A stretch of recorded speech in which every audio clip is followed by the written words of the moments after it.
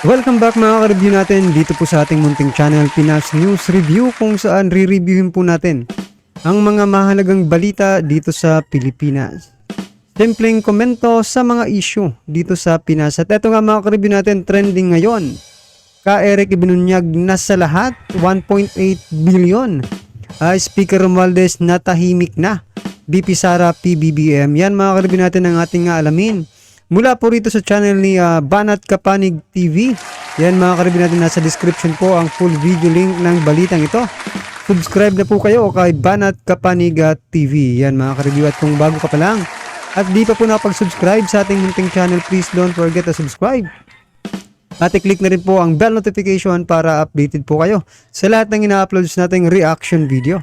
At ito na nga, sama-sama at sabay-sabay po natin pakinggan, panoorin at bigyan ng reaksyon ang balitang ito. Ito na po. Meron pong programa si BP Sara Duterte bilang Vice President. Hindi po kasi nila maintindihan, no? Si BP Sara Duterte po, hindi lang po siya DepEd Secretary. Siya rin po ay Vice President. Kaya niyo pong gampanan, no? Tatlo po. Okay. Kaya din pong gampanan ni BP Sara yung pagiging Vice President, kasabay po ng kanyang pagiging NTFL Vice Chairman at saka po DepEd Secretary. Ang tawag po diyan multitasking. Pero dahil hindi po maunawaan niya ng mga kakamping, dahil yung kanilang nanay-nanayan na si Lenny ay walang kakayahan, no, hindi po niya maisip kung paano pong kayang pagsabay-sabayin yung mga proyekto ng tatlong ahensya, no. So hindi niya po talaga maunawaan at hindi po nila maunawaan. Ito po, binabanatan po si Sara Duterte bilang DepEd Secretary sa kanyang tungkulin bilang Vice President. Ayan, no, ang binanatan po nila, nagtatrabaho po si VP Sara Duterte bilang Vice President. Meron po siyang programang Magnegosyo Taday. Ito po, pinopromote at sinusuportahan po ni VP Sara Duterte yung mga maliliit na negosyante. Nagbibigay po sila ng ayuda sa mga maliliit na negosyante, no? Tapos, ang puna po nila diyan, hindi po nila pinupuna na bakit hindi mo tinutulungan yung maliliit na negosyante? Hindi po eh. Tumutulong po si BP Sara sa maliliit na negosyante. Ang pinupuna nila, ito po ang sinabi nitong tinatawag nating Pilosopo Tasio. Pilosopo talaga eh. Tapos sa kayo na magiging maayos ang sektor ng edukasyon, nyeta. Punyeta raw. No, kaya daw hindi maayos ni BP Sara yung edukasyon kasi po siya raw po ay may mga tungkulin pang iba. Kita niyo po kung gaano kapurol itong mga kritiko ni BP Sara Duterte, no? Alam niyo po si Kit Tatad. Hindi po siya kritiko po to. Si Kit Tatad po ay kritiko ng dating administrasyon ni Duterte. Pero tignan niyo po yung sinabi niya, no? Even if the network were guilty of falsifying the news, pinagtatanggol niya po yung SMNI. It would be an excessive exercise of power and entirely vengeful to threaten the network with the possible revocation of its franchise on the basis of a single offense or mistake. No? He, Ka-Eric, was within his constitutional right to refuse to divulge his source, and any congressman worth his salt had the duty to respect it. As it turned out, some congressmen were apparently not aware of this constitutional right. My unsolicited advice to the parties concerned is to use this incident as an opportunity to build a stronger, productive relationship. Okay. So, ibig sabihin, no? Dalawa po yung pinupunto rito ni Kit Tatad. Dati pong senador to, at kung hindi ako nagkakamali, dati po to. So ito lang mga ka-review natin, no. Speaking dyan sa binibira nila si Vice President Sara Duterte dito sa pagiging DepEd Secretary. May napanood po akong isang vlogger mga ka-review natin, at alam ko po mga ka-review natin na napapanood nyo rin po ito kasi medyo sikat din po itong vlogger, broadcaster mga ka-review natin, no. Sinasabi niya po mga ka-review natin na napababayaan, yung parang ganun po yung gusto niyang iparating, no. Napapabayaan ni BP Sara yung pagiging DepEd Secretary mga ka-review natin, no. Pagkat tayo raw ay hindi umaangat yung quality ng ating education mga ka-review natin. Hindi pa raw tayo umaangat or parang hindi tayo pumapantay sa ibang bansa mga ka-review natin, no. Pero ang tanong nga dito, sabi niya, napakalaki daw po ng pondo ng Department of Education. Ngunit, sabi niya, no? Ngunit ang quality ng ating mga ng education dito sa Pilipinas ay low quality. Yun mga ka-review natin, no? Yun po yung issue niya dito kay BP Sara. Itong vlogger na ito, mga ka-review natin. Ang masasabi ko lang din naman, mga ka-review natin, no? Kung talagang ganyan nga ang inyong pananaw, wala tayong magagawa. Pero isipin nyo naman, di ba? Number 1 po sa ratings, sa ranking, no? Ng most trusted agency, ang Department of Education dito sa ating bansa, no? Mga ka-review natin. Kaya, mga ka-review natin, masasabi rin natin na may progreso dito sa ating Department of Education. Kasi hindi naman yung pagkakatiwalaan ng taong bayan, mga ka-review natin, kung, di ba, kung wala yung ginagawa para sa atin. No? O, yun pong sinasabi ng isang vlogger, mga ka-review natin, na low quality ang ating education dito, mga ka-review natin. Ito lang po yung ano ko masasabi sa inyo, sa iyo, mga ka-review natin, no? Dito kay hindi ko na papangalanan, sana mapanood niyo po yung video niya. Ang masasabi ko lang po, mga ka-review, wag niyo naman pong madaliin din, ha? Yung pagbabago ng education, kasi isipin niyo, ha?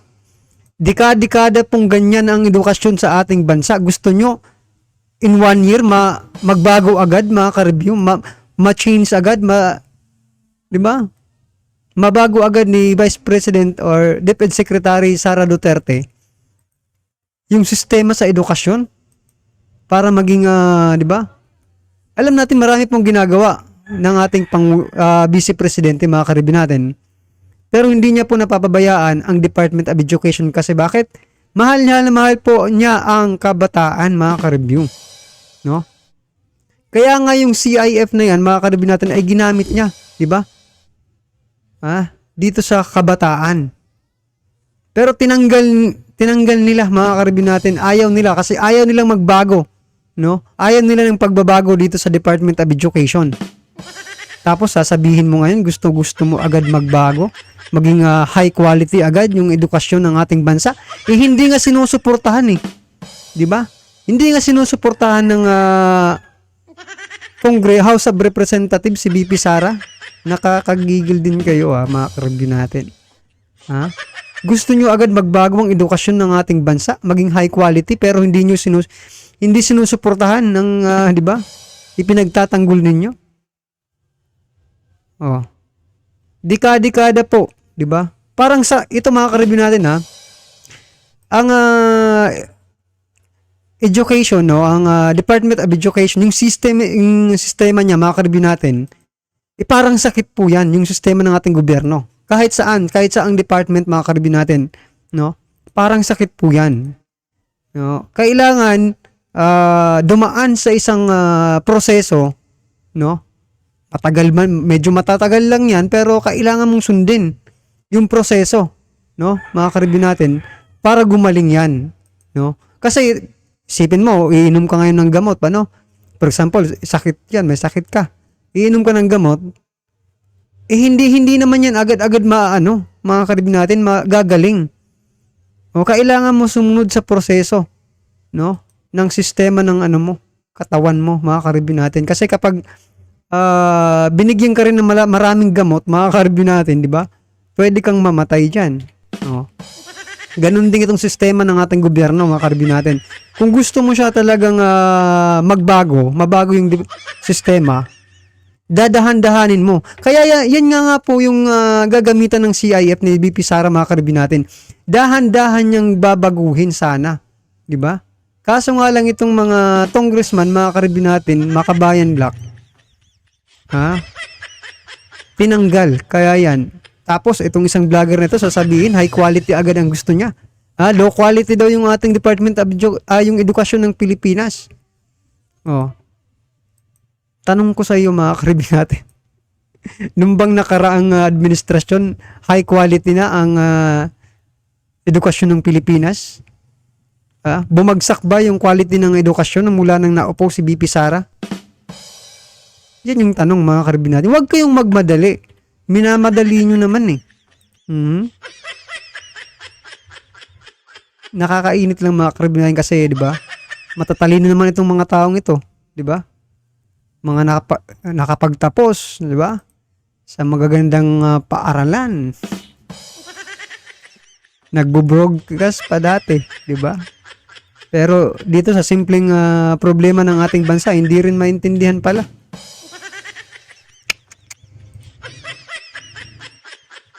itong press secretary ng panahon ni Marcos. Basta secretary to eh. Alam ko press secretary to, no? Kaya alam niya po yung sinasabi niya.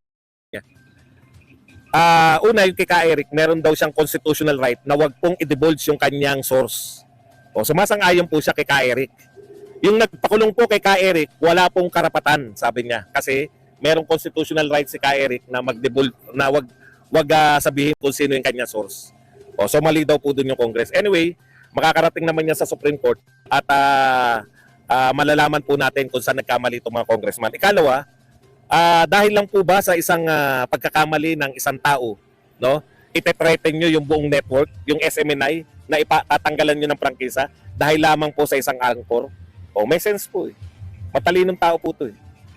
Ewan ko po natin kung bakit ganyan yung mga congressman, no? Okay, punta po tayo sa iba. Ito po, tungkol po kay BP Sara, si Kendray. Ito po yung mga nagsulputan ngayon na tagapagtanggol ni Martin at saka ni Pangulong Marcos. Sabi ni Kendray, hint of BP Inday resigning from cabinet, none. Meron daw po bang pahiwatig na magre-resign si BP Sara Duterte? Wala po, sabi niya. Even the DDS are not urging her to resign. Why? Maski daw yung mga DDS hindi ayaw mag-resign si Sara Duterte. Bakit? Yan daw ang tanong niya. Alam kasi nila na si Inday Sara ay mas malaki po yung mawawala kung siya ay makikipaghiwalay kay BBM. The plan, ito raw po ang plano ni BP Sara. Alam na alam niya yung plano ni BP Sara eh. Make their DDS candidates win in 2025 and attempt to grab the Senate or the HOR. Opportunista. Okay. Unity means supporting each other, not moving behind one's back. Okay. Isa-isahin po natin ha. Sabi niya, si BP Sara daw ay opportunista kasi ayaw niya mag-resign. Tanong ko lang, bakit po kinakailangan niya mag-resign? No? Bakit po kinakailangan niya mag-resign sa pagiging DepEd? Una, binoto po yan ng tao. Pinapaalala ko lang po sa inyo, no? Kasi natawag pa kaming mga nakapag-unit team ng tapat.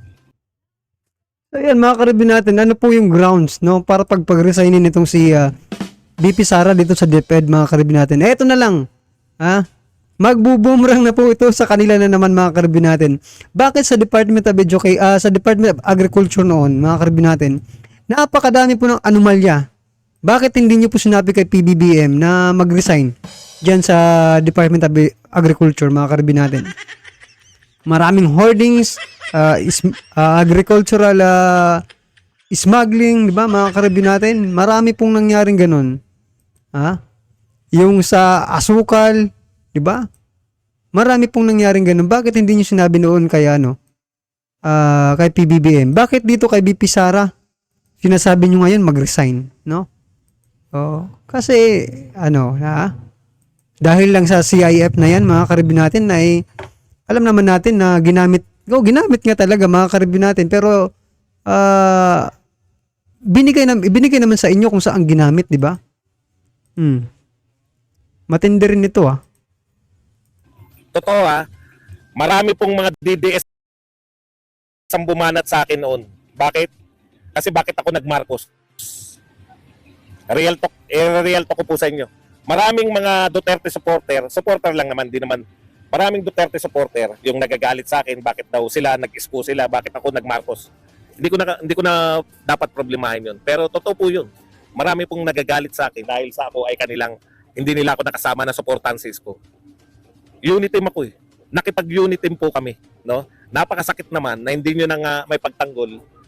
Hindi niyo na nga may pagtanggol si Sara Duterte, no? Dito po hindi niyo na mapagtanggol sa mga bumabanat sa kanya. Sasabihan niyo pang oportunista. Grabe naman, no? Talagang talamak na kayo na sakit na.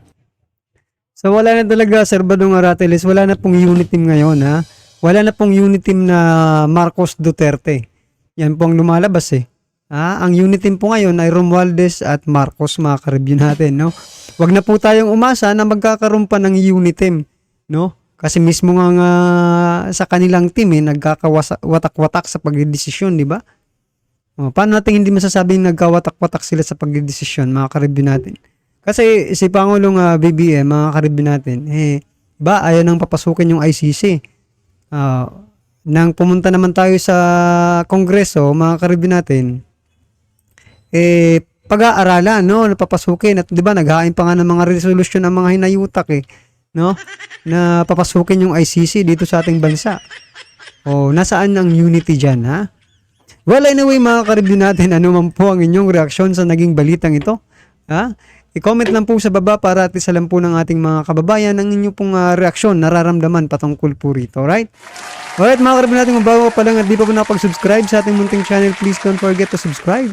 At i-click na rin po ang bell notification para updated po kayo sa lahat ng ina-uploads nating reaction video at wag din pong kalimutang mag-subscribe kay Banat Kapanig TV. Nasa description po ang full video link ng balitang ito. Subscribe na po kayo, Banat Kapanig TV. Maraming